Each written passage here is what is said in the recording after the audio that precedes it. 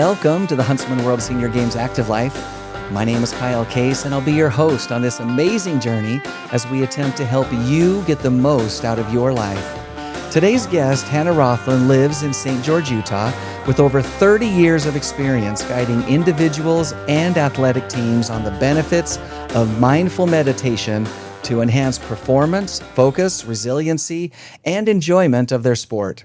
She's been an athlete most of her life, playing tennis and volleyball in college, as a competitive whitewater canoeist, and an international and iron distance triathlete. Hannah's professional career has included being a personal fitness trainer, corporate wellness consultant, strength and conditioning coach for college athletes, exercise specialist at Intermountain Healthcare. She's currently the wellness director at Ovation Senior Living Community in Washington, Utah, and she has a private practice called Mindfulness Matters, where she works with senior athletes and teams to perform their very best. Hannah has graduate degrees in exercise science and consciousness studies, giving her a deep understanding of the mind-body connection and the importance of mental preparation for successful and enjoyable sports performance. Hannah, welcome to the show. Thank you, Kyle. We're definitely looking forward to this conversation because I think that we're going to cover some really important things. And what I most appreciate about this conversation we're about to have is the mind-body connection. When we think about health and healthy living, so often we do think about the physical side of things, which is important. You've got to have that. You got to do the exercise, the physical aspect of eating, diet, and things like that. But there's also a really important aspect of our mental clarity, our mental focus, and the connection between our mind telling our body what it needs to do. And we're going to get into all of that and a little bit of meditation and just a lot of stuff along the way. But I do want to start off a little bit with your own athletic experiences. So you've done a lot of things. As I said, you played tennis, you played volleyball. You're a whitewater canoeist. How did you get into that first? Let's start right there. Whitewater canoeing. How did you get there in the middle of the desert in St. George, Utah? How did you become a whitewater canoeist? Well, Kyle, I did grow up and live in Northern California before I moved here to St. George.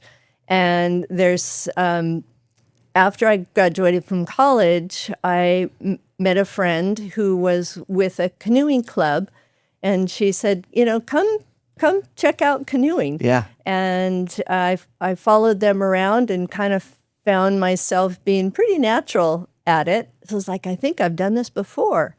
And really progressed very quickly. They were doing whitewater, and I could spin circles around just about anybody. So it just was a natural totally connection natural. to you. Yeah. So anyways, that's kind of how I stumbled into it. I love how your story is so similar to so many other athlete stories in that they got into the thing that they're doing, that they eventually learn to love through an invitation of a friend. Yes. And yes. That's your story, and I love it when that happens. I do think that there's so much power in the relationship side of sports and the friendship side of sports, and so often we hear this story over and over and over and over. I decided to do this thing because my friend invited me, and that was your experience. But as you said, you got into it and really felt like you had kind of a knack for it. And based on what I know of you and from what we read in your bio, when you find something that you love, it seems like you jump into it with both feet. And it feels like canoeing was no exception to that, because you decided at some point that you were going to be the first woman to navigate the entire Grand Canyon. Is that correct? Yes. So tell us a little bit about that decision and then what happened along the way of that journey. Well, yes, that was something that also came up. My paddling partner and I'm in one boat, she's in another boat, but we were really good at what we did. Yeah. And there was some conversation, a boating friend of ours, he was the first man to solo canoe the Grand Canyon. Okay. And so this idea popped into our mind and my mind. It was like, yeah, I can do that. Why not? Let's go for it. Let's go for it. Yeah. And so there was an intent to move in that direction. So just give us a little bit of context too. When we're talking about navigating the entire Grand Canyon, how many miles, what type of rapids, like help us understand really the significance of what this undertaking was supposed to be. Well, from St. George, the put-in for a 40-mile wild and scenic river stretch of the Grand Canyon is 2 hours from here. Okay. Outside of Lee's Ferry. And so there's a 40-mile section under the wild and scenic river designation. You have to have a permit to be able to go there. And it is considered a class 6, 7, 8, 9, and 10 river. So I've got to assume that 10 is the highest, most difficult. Yes. Is there an 11? There's no 11. So 10 is the highest. 10 is the highest, and if you're in a class 10, you shouldn't be there. Yeah. Probably not the place for a beginner, and maybe not the place for anybody. No. Yeah. So class 8, class 9 is really high level. Yeah. You need to be a really high level, whether it's a rafter, kayaker, or a whitewater canoeist. Yeah. And so you decided, I'm going to go for it. I know what I'm getting into. I've found that I do have a talent for it. And then, as I said, you kind of jumped in with both feet. You started training. Tell us what happened next. Well, I had an intention, but there was another direction that my life would take. About a year before, I was lifting a canoe. When I was 23 years old, I thought I could do anything. Of course, as all 23-year-olds think, right? And some 53-year-olds as well. But yeah. So I was lifting a canoe up and over my head, Okay. and I injured my back. I ruptured a disc in my low back. And my whole life at that changed. Yeah. This dream of moving forward on that came to a sudden end. And I found myself talking to a doctor who said, you have two choices. You can have back surgery now, or if you want to try being in bed for a month or be really still for a month, possibly it might get better. Okay. And the thought of surgery was daunting. Yeah. And the thought of being still for a month was daunting. Yeah, but both of them seem like kind of tough choices, right? Yeah. But I decided to do I'm going to put my life on hold. Okay. And I'm going to try Bedrest and hope that it heals. And it was a game changer. Okay, so what was the end result?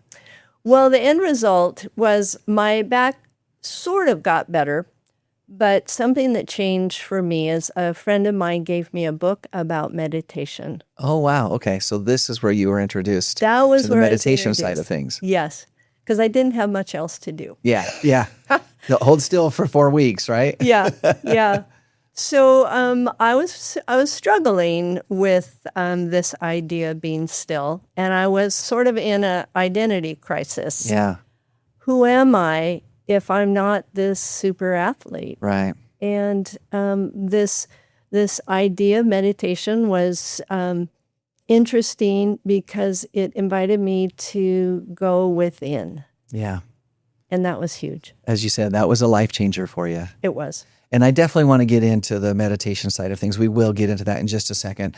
I'm going to keep following the athlete line if I can for a minute. So you took the course of I'm going to stay in bed for 4 weeks. That had to have been hard. And as you said, an identity crisis. You had wrapped yourself around this concept of I'm a canoeist, I'm a whitewater canoeist, I'm really good at what I do, I have a talent for it, and I'm going to do something that no one has ever done before, and then, boom, the rug is pulled out from underneath you.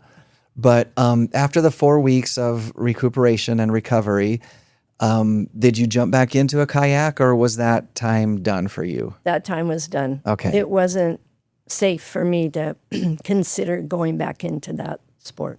But you did choose a different sport. Yes, I did. And what was that sport? Part of my rehabilitation from that injury was to take up swimming Okay. to swim because when you're recovering from any joint injury, especially a back, that's the safest place to do that. Yeah.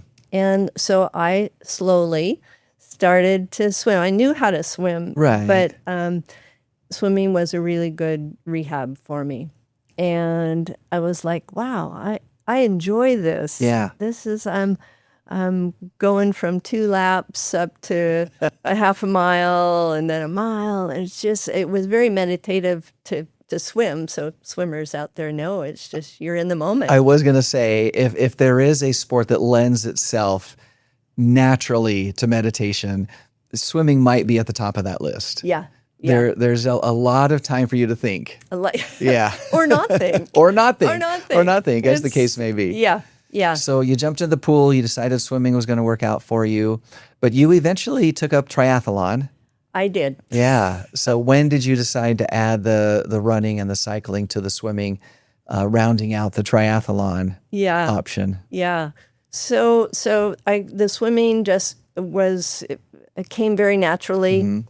And then another friend of mine was a triathlete, international distance sprint triathlete. And she said, do you think you could bike ride? Yeah. And so I got on a bike and slowly discovered, it's like, oh, okay, I can do this. My back can handle this. And then after about a year or so, I had been doing quite a bit of walking. And it was like, okay, a little bit of Pick jogging. up the pace a little bit. Yeah. And then all of a sudden, like these 3 things came together. And again, with the encouragement of a friend, she was kind of a great coach and sort of helped me. And was like, okay, maybe I can do this. Yeah. I love that invitation from the friend. Yes. And I think if there's a lesson there, I think there's 2 lessons. Number 1 is don't be afraid to accept an invitation from a friend because you never know where that might lead you. Yeah. And then I think maybe a little less obvious is you can be that friend. You could invite somebody to come along with you and maybe experience a life-changing opportunity in front of them. And I think it can go both ways. Yes. Yes. So you decided triathlon, I'm going to do it. I've got this friend. She's a great coach, helping me out. We're making progress. You started out with a sprint triathlon. Is that correct? Uh-huh. Did several of those, again, in Northern California. Okay. And the Vine Man is the group that has it now. Okay.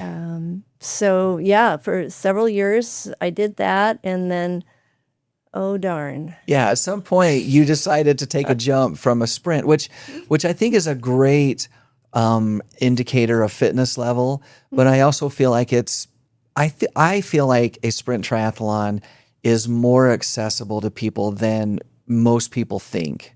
Yes. That's not to say that it isn't challenging, that it won't push you. It is. It's difficult to combine 3 sports together. I'm not a triathlete. I don't consider myself a triathlete, but I have done a very small handful of sprint triathlons and 1 Olympic distance. But I do feel like it's more accessible than most people consider. But an Ironman is a whole other beast. Yes. It's a whole other scenario. And I'm not saying it's not possible either, because many people find a way to get those distances in and to go for it. How did you decide to make that jump? When did you decide to transition from a sprint to the full Ironman distances? Well, kind of like canoeing, I seem to be pretty curious. Okay. And I had gotten my graduate degree in exercise science in the midst of that. So you had some background to it. And I was just like, okay, what can my body do? And I was curious about that. And again, a friend of mine had gone ahead and done that. And it was like, okay, can I increase my swim to 2 miles? Can I lengthen that bike ride? And it was more like, I wonder what I can do if I train properly. Yeah. And realizing that was the important part. It is an important aspect. Yeah. So just remind us the distances for an Ironman triathlon. If I have the numbers right. I don't want to put you on the spot, but because it was a while ago. Yeah. So a 2-mile swim, 112-mile bike ride, and a marathon. A marathon at the end. which is an incredible accomplishment. It really is. I am always impressed and inspired by those that can grit their teeth and buckle down. And as you said, you've got to prepare for it. But to do an Ironman is an accomplishment. So congratulations, especially after an injury. And even the type of injury that you felt at one point could have been very much a life-altering, I'm going to have to do things differently from now on type of injury. Yes. And you jumped into it and you did it. So congratulations. Thank you. I think that's amazing. I have the T-shirt to prove it. Finisher. And as well, you should wear that and display it and have it and know that you have it with pride, because it is an accomplishment. Thank you. But you have said in your life's journey that you felt somewhere along the lines that physical activity is important, diet and nutrition is important. You've even studied those things to try to be the best that you can, understand that area of life. But there is an element besides that when it comes to wellness and physical fitness and just overall health and wellness that sometimes we miss. And what is that? Well, it's going to the inner gym.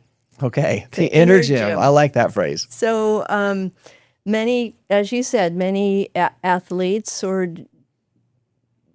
or even not athletes, we know diet and exercise are important. But the piece It's never a surprise to anybody, right? When someone says, you really should eat well and exercise, no one is like, what? I've never heard that before, right? Yeah. We know that's important. Yeah. So the piece that I found when I was injured, doing Bedrest, and starting to learn about meditation, it was a life changer for me because I started to understand the inside of my life and what drove me and what were the obstacles. And so it was like learning a whole new language, or what I call an inner wilderness. Okay. And I realized that maybe my doing triathlons and doing, canoeing, trying to be the best, maybe it was not coming from the healthiest place for me. Yeah. It was kind of like, I'll feel better about myself if I'm, way out there. Okay. And so the mind-body part of things is really, really putting that together. And so much research has begun to show that if we can focus and strengthen our mind, then we can apply it to our life, but also to our sports also. I do think there is a really expanding body of research about this. Let me ask this. It feels like many people, and probably myself included, we feel that meditation is more about relaxation and maybe some visualization, but there's more to it than that, right? What are we missing when we think, if I'm going to meditate, it's really just about relaxing? Well, that's a great question, Kyle, because yes, it is about relaxing. There's an element of that for sure. There's an element of that. Yeah. But so much of the research that has been done in the past 20 years really shows how it can change our brain, can make our brain the memory center, the hippocampus, which is the ability to focus. Okay. And strengthening our brain, and also the physiology that when our brain is more calm, we put out less cortisol. So cortisol is our stress hormone, which really breaks down our internal organs. And so by changing our brain, we're also helping our physiology. So there's the mind-body connection that I think many people, and I'll admit, including myself, have probably missed along the way. But I do love that, and I especially appreciate what you've just shared with strengthening the mind. Really is a lifelong endeavor, but it has far-reaching effects that go well beyond being able to hit the strike zone on a softball field, or the perfect tennis swing or whatever. Yeah. There are some long-term cognitive benefits of strengthening your mind, and you're purporting that meditation is one of the great ways to do that. Yes. Yeah. I've worked with people who are struggling with pain management. Yeah. Or people who suffer from anxiety or depression. And so there's many, many ways to apply meditation to our lives in a variety of ways. We're not going to be able to get fully into a meditative session, for example, but give us kind of an overview of what that might look like, or maybe even better, how does someone get started? How does someone get started? And this is as much for me as anybody. I've seen the movies where you sit cross-legged and you make the little symbol or the little, you do your fingers in a certain way and you hum, I will admit that to me, that's kind of what I think of when I think of meditation. Is that way off base, or is it kind of right, but not all the way right? Or tell us how someone would jump into it. Well, it's not way off base. Okay. There is that level of meditation, but for the common person, excuse me, like you and me, is really about sitting down. You can lie down, sitting down, being able to close our eyes and take 3 deep breaths. It's that simple. That's a place to start. That's where you start. Okay, that's where you start. That's a place to start. Yeah. And then it helps to have a guide, whether it's a person like myself who teaches people. There are a lot of apps that are out there now. Okay. You can have a meditation guide 24/7. And then, maybe it's you go to 5 minutes. And it's really interesting how 5 minutes will feel like forever. Your first time, right? Your first time. Yeah. And so and you don't have to have your body in any particular position. You don't have your hands in any particular position. It's really about quieting the body and then quieting the mind, but very, very slowly. It's like we can't run a marathon when we start running. I think that's a great analogy. Yeah. There is so much correlation between your mind and your body, and I think if this is something that you're interested in and you want to jump into it and learn a little bit more and maybe give it a shot, I think realistic expectations is kind of what you're talking about. Yeah. Like you're not going to be able to sit down and in 60 minutes have a perfect meditative state and then wake up and all your problems are fixed and you're ready to go. It takes practice and it takes time. That's what I'm hearing you say. Absolutely. Yeah. Absolutely. Yeah. I've been meditating for 30 years since that injury, and I still struggle with it. Yeah. Some days are better than others. Which is true of the physical side of exercise and wellness, and the diet side of health and wellness, and the nutrition side as well. So that makes sense. That makes sense. And I appreciate you kind of reiterating that as a concept.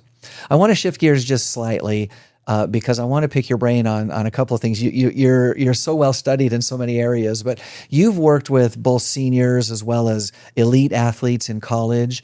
I'm wondering if you've noticed, is there a difference between, say, a elite D1 track and field star versus a 65-year-old track and field athlete who's, maybe motivations are different, but like, what do you see as the difference, or is everybody really the same at their core and we're all just trying to be the best that we can be?